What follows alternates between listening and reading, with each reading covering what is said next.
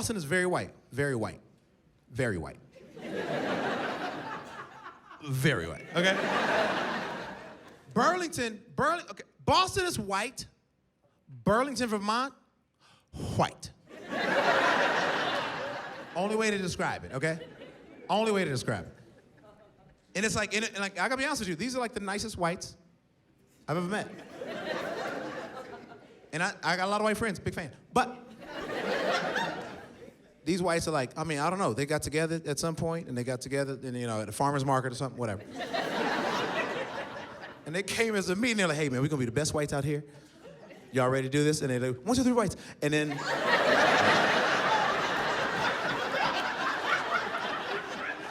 they fanned out, and they did it, I'm telling you. If you think you're a good white, you better go to Burlington, you're like, oh, they outdoing us. It's unbelievable. So nice. It was weird though, it's weird cause the city's like super white, but in the hotel, it's like I'm the only person of color. It was me and my boy, Rojo Perez. It's like black dude in Puerto Rico. We're the only 2 people of color walking around the hotel. So it was awkward because everybody just looked at us like we work there? But we're never on the clock. They're like, these never at work. Other guests are like, hey, can we get some towels up to the room? I'm like, I'm wearing sweatpants. I don't work here. They'll be right up.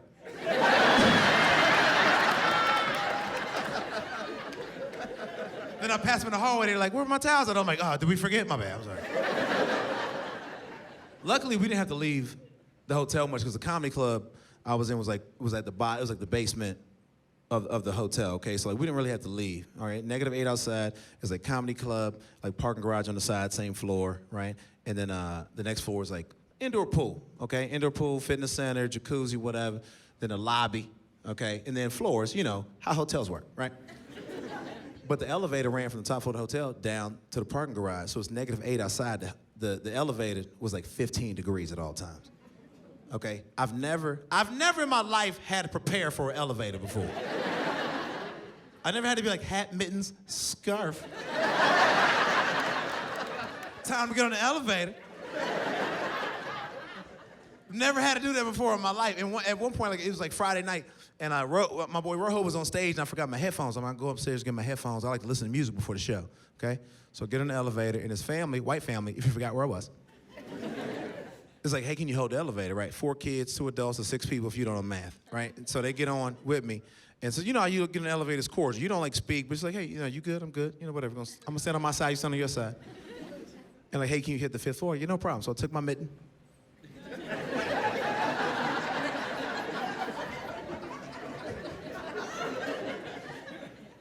And it's crazy because I'm sitting here and I'm all bundled up, and I see these 6 people, and they're just like shivering because it's 15 degrees in the elevator, and they just came from the pool. And as bad as I felt, I'm like, they forgot about the elevator. And I've never in my life realized, like, oh, I got power right now. And I realized that's why people abuse power. You ain't got to be the president or own Hollywood in order to abuse power. All you got to do is know that people need you and they're beneath you at the moment. And I abuse the out of it. Cause like I look as a young black dude, like I've never had the fate of a white family in my hands before. And I knew at that moment this will never happen again. And as bad as I felt, because I don't want these kids to get sick.